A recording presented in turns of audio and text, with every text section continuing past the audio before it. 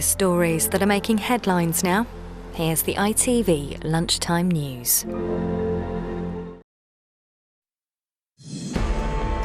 A father and son are killed in a double shooting in Cambridgeshire. The attacks happened in villages 6 miles apart.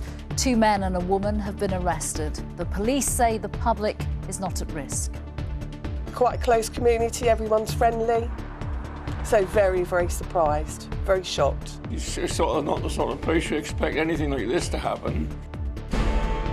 The killing of Chris Caba. The case is referred to the CPS after the unarmed black man was shot by police. Pouring life savings into going private. The patients giving up on the NHS. A royal first as King Charles addresses the German Parliament. And Beatlemania from Paul's perspective. His newly released photos are out.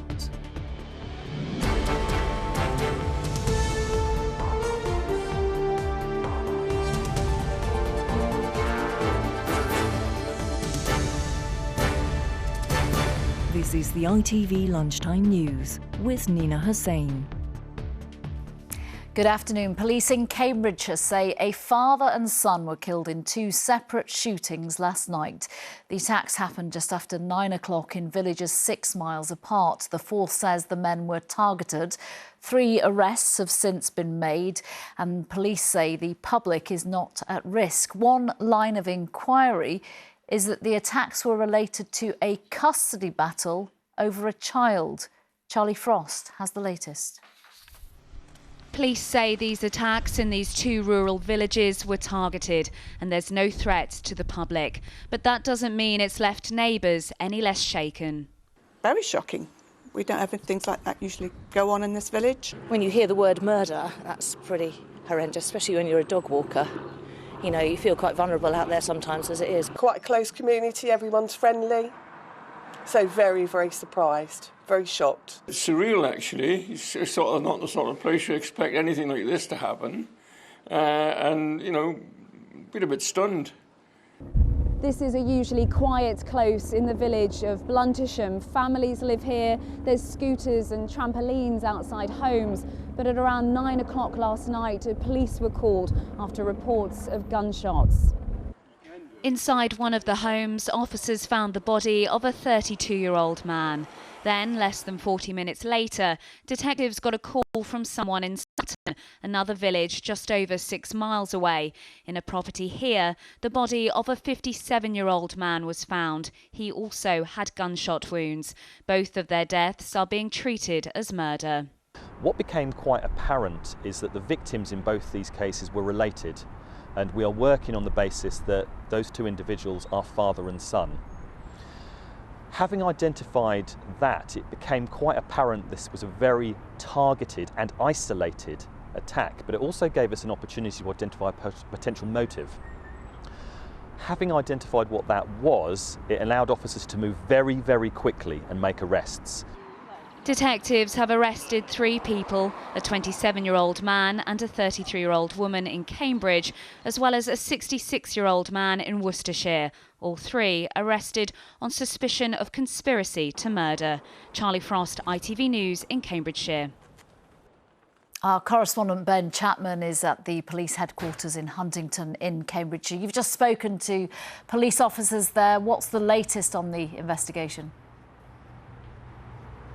Yes, I've been speaking to the Chief Superintendent who's leading this inquiry. He was able to tell me not just that the 2 victims last night were father and son, but that those arrested last night knew them, that they were able to establish a motive really quite quickly, and that motive concerns a dispute that has been taking place within one family network. And he said one line of inquiry is that a custody battle over a child may have been the motive for what happened last night. Now, he was also able to tell me that close family members of those who were shot last night are absolutely distraught and devastated. Some of them witnessed the aftermath of the shootings.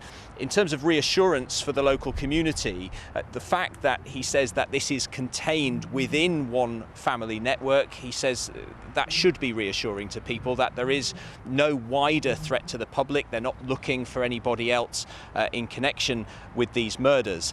The focus of their investigation now is to work out what changed. What was the catalyst for the violence last night? What turned a dispute within a family into 2 fatal shootings in rural Cambridgeshire? Ben Chapman, thank you very much. Thank you. The new plan to power up Britain was unveiled today. That's the government's latest promise to be greener, less reliant on foreign energy and cut bills.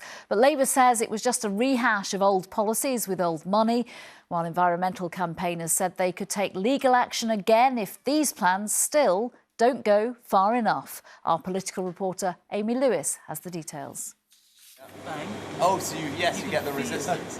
It is the Prime Minister's plan to get a grip on the UK's reliance on fossil fuels and reducing energy bills along the way. Rishi Sunak is in Oxfordshire to witness research into nuclear fusion, which he says is the future. What we need is actually a long-term plan to ensure our energy security and get our bills down and make sure this never happens again. That's why I created a brand new Department for Energy Security. Today we're announcing more investment in renewables like offshore wind, reviving the nuclear industry, developing new industries like carbon capture and storage. The government says it has paid about half of household energy bills this winter, which have soared since Russia's invasion of Ukraine. As part of its plan to cut energy costs, it's promised to speed up planning approvals for solar and offshore wind. It's also announced 3 sites in Teesside in the northeast for storing captured carbon that's created during the burning of fossil fuels. And a scheme offering households £5,000 to replace their gas boilers with heat pumps has been extended by 3 years to 2028. The report has been drawn up after the High Court ruled the government's existing plans to be net zero by 2050 were not sufficient to meet the target. Climate campaigners who brought the legal case against the last plan said they might have to go back to court. There do seem to be some very serious issues with some of the policies that are being proposed and some of the other policies that aren't being proposed. So, for example, there really is not enough there on insulation. Today's announcements don't come with any new funding, and Labour claim it's a rehash of previous government commitments. We were expecting a green energy revolution. I think this is anything but that. Particular sadness that they've once again ignored the removal of the moratorium on onshore wind, which is, has great potential for energy generation. So, no, it's with sadness, really, because we think this is a huge missed opportunity. For customers, the concern isn't just about lowering emissions, but also cutting energy bills. I'd be happy to get cleaner energy, but not pay more on my bills. Right. The point of cleaner energy is that it should be kind of cheaper and more efficient and more affordable. The government say they want the UK to have the cheapest electricity in Europe by 2035, but admit today's announcements are unlikely to bring down household bills in the months to come. Amy Lewis, ITV News, Westminster. Next, a significant development in the case of an unarmed young black man who was shot dead by a Metropolitan Police officer. Chris Caba was shot in London last September. This morning, the police watchdog announced it has referred the case to the Crown Prosecution Service. Mr Caba's family has welcomed the move and urged the CPS to prosecute the officer, who is currently suspended. Our correspondent John Ray is here. First of all, tell us more about Chris Caba's killing. Well, as you say, Nina, Chris Caba, who was an aspiring musician, was shot dead by police in Streatham in South London in September last year. He was unarmed and, crucially too, he was not a suspect. However, the car he was driving that night had been linked by police to a firearms offence the previous day. So the police stopped that car and Chris's life was ended by a single shot through the windscreen, fired by a police officer identified publicly only by his operational number, which is NX121. As you say, he is suspended from duty. Today, after 8 months, we heard the results of the investigation by the Independent Office for Police Conduct. This is what they said. During the investigation, the officer was advised that they were under criminal investigation for murder, and following the conclusion of our investigation, we have referred a file of evidence to the Crown Prosecution Service to determine whether to charge the officer. A referral to the Crown Prosecution Service does not necessarily mean criminal charges will follow. So, John, what happens next? Well, you will recall that that shooting was followed by a great deal of public unease and some public protest. Chris's family have campaigned for truth and for justice. This lunchtime, they've told us that this step forward is necessary and welcome. We very much hope that the CPS advise in favour of a prosecution and that the truth will emerge without delay through criminal proceedings. Now, of course, people will be tempted to see all this through the prism of last week's Casey report, which found that the Metropolitan Police was, amongst other things, guilty of institutional racism. It is important, though, to point out that the CPS will reach its decision on a prosecution on the basis of the file and the file only. John Rowe, thank you very much. Thank you.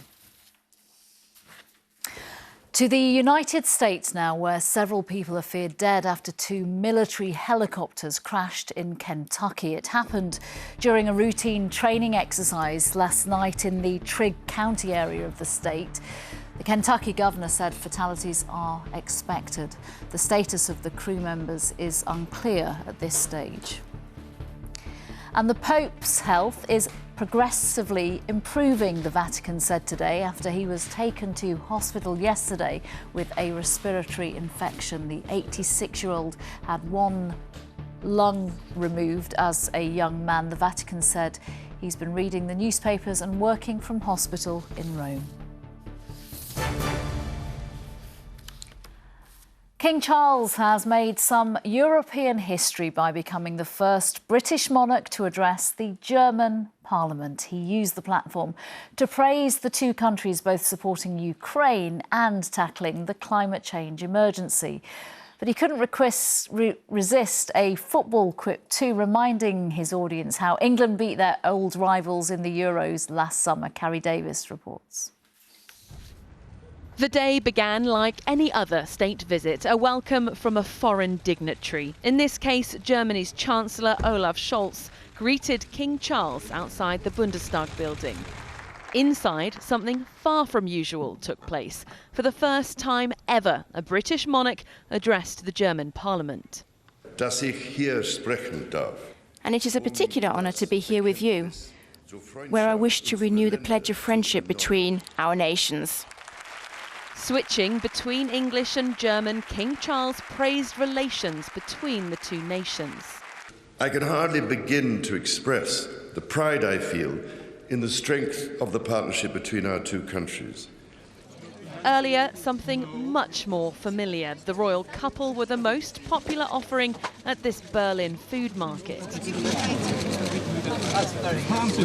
Like the sweetness of honey, this trip is designed to remedy the bitterness left by Brexit. His historic speech got a warm reception. On culture, he got a few laughs. More recent generations may think as readily of the Beatles or Kraftwerk. And with a long-standing football rivalry, he couldn't resist mentioning this. It was particularly special that the England women's football team, the Lionesses, were able to win the Euros against Germany. There were serious notes. He spoke of the joint efforts to tackle climate change and offer help to Ukraine. Germany's decision to send such significant military support to Ukraine is remarkably courageous, important and appreciated. A speech in the heart of German democracy, proving once again he won't shy away from political topics. Carrie Davis, ITV News. Let's go live to Berlin now and join our royal editor Chris Shipp. An historic moment for King Charles today. What can we expect later? Well, more visits from the King and from the Queen Consort as well. But this small street in a cosmopolitan part of South Berlin is just getting back to normal, because about where I'm standing now, a few moments ago, the State Bentley was here carrying the Queen Consort to this refugee centre, which helps both those refugees from Syria as well as Ukraine. And the car's kind of part of the mystique of this royal visit, this big state visit here in Germany. In fact, when we were at the Chancellery earlier, it was almost getting as many photographs as the King himself, but it's all helping for this state visit to go down very well here in Germany. Berlin today, there's Hamburg tomorrow, but what's been going down particularly well, I think, is the King's address, both to the Bundestag today and at a state banquet last night. A lot of his speeches were in German, and that has been appreciated by a lot of those in his audience. I felt the warmth of the room in the Bundestag today, and he touched on all those areas where Britain and Germany's relationship is now so much better. We're not talking about the distant past at the moment. We will do that in Hamburg tomorrow when they will remember those killed in the Second World War. But I'm talking more about this more recent turbulence that Britain and Europe have had caused by Brexit. And this visit is helping to smooth a lot of those tensions and also help to focus on things like trade, which of course is one of the government's priorities. Chris Shipp, thank you very much. Thank you. Here, leading cancer doctors say there's a crisis in care that could cost tens of thousands of lives. A group of oncologists and cancer experts have written to the NHS England board pleading for an urgent meeting. The call comes as more and more people are going private for cancer care and other treatments because of the long NHS waiting lists. Our health editor, Emily Morgan, is with me. How are waiting list times faring on the NHS for cancer care specifically? Well, they're not great, and it's one of the reasons that these oncologists are speaking out. They say they have an overwhelming moral obligation to lay out their concerns. And their main concern really is that 1 in 2 cancer patients are facing delays in treatment. 46% are not being seen, diagnosed and then start their treatment within 62 days. Now, that's a government target, but it hasn't been met for 7 years. And I interviewed Professor Pat Price. She's one of the oncologists who's put her name to this letter. I interviewed her for the Tonight programme, and she gave this really stark warning. That target is there for a reason. International data shows that for every 4-week delay in diagnosis and treatment, there can be on average a 10% increase in death rate. Given the delays, we're going to see a large rise in the number of people dying. Absolutely. Tens of thousands of people are going to die. Look, the delays are causing some cancer patients to go private. They need urgent treatment, and other people as well. What's your investigation found? Yeah, well, that's with you. We're not just talking about cancer patients, of course, who have to wait. The longest waits are for things like knee operations and hip replacements. And in the programme, we speak to numerous people who are in so much pain that they simply can't wait anymore. They are going private. And these are ordinary people having to, take out loans or borrow money from family. And we spoke to Candy Duncan, who's from Wales. She couldn't wait 2.5 years for her hip replacement. It was a 4-month wait for private. So she went to Lithuania for care. And this is her speaking before the operation. I'm financially at my lowest point, I'm physically at my lowest point, I'm emotionally at my lowest point. I don't think I've gone this low. It is a problem to be able to afford it, and I've got to say, the family's fear of me being dependent on them has forced them to empty their pockets, and they're helping me out a great deal here.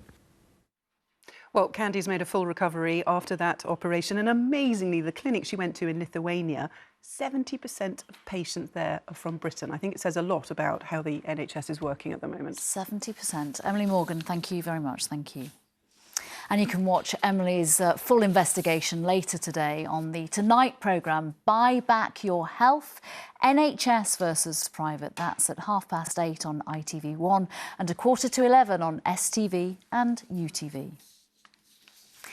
The prisoner Charles Bronson has lost a bid with the parole board to be freed from jail. The parole board said the panel was not satisfied that he was suitable for release. Bronson has spent most of the past 48 years behind bars for a string of thefts, firearm and violent offences. And plans to increase the state pension age to 68 could be delayed, the Work and Pension Secretary has said. It's expected to rise from 66 to 67 by 2028, but a further rise to 68 might not happen for another 20 years. Finally, in the 60s, the Beatles were the most photographed band in the world, but you can't beat your own snaps. And today we got our first glimpse of Beatlemania from Sir Paul McCartney's point of view. Previously unseen photographs taken by the star have been released before they go on display to the public later this year. Faye Barker has been taking a look. A time when 4 young men from Liverpool grabbed the attention of the world, the eyes of thousands focused on the dawn of Beatlemania. But now we have a glimpse of how it looked from the other side. Sir Paul McCartney sharing photos he took between the end of 1963 and February 1964, all through the lens of his Pentax camera. Moments with his bandmates, from a smiling John Lennon to Ringo Starr, captured in motion, and George Harrison getting a taste of life as a music idol. But what about Miami? I mean, the Fab Four had been touring and returned home as megastars. Yeah, when we borrowed these houses, these people rang up and said, "Do you want a house, lad?" So we said, "By gum we do." They come from a time when the Beatles were really having fun, and their fame was fun to them. Later on, it became an intolerable burden to them, and they hated it. But in 63, 64, they were still amazed by every single day that passed, and all getting on. They're very, very close in those days. It was a key few months for the Beatles, culminating with their 1964 breakthrough performance on the Ed Sullivan Show in New York. This is just a glimpse of over 250 pictures taken by Sir Paul that, until recently, he thought were lost. Now 80, he says, "Looking at these photos now, I find there's a sort of innocence about them. Everything was new to us at this point, but I like to think I wouldn't take them any differently today." The public will be able to see these pictures and more at the National Portrait Gallery in London from June. Faye Barker, ITV News. Mary's here at 6:30 from me. Bye-bye.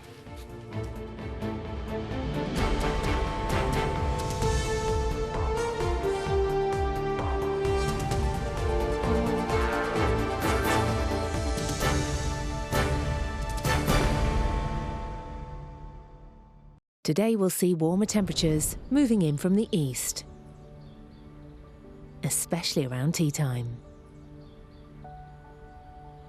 Heinz no added sugar beans sponsors ITV National Weather. Good afternoon to you. Blustery winds out there today, together with bright skies and scattered showers, as well as longer downpours here and there. This is the earlier satellite and radar picture. We've got those perfect blue skies interrupted by showers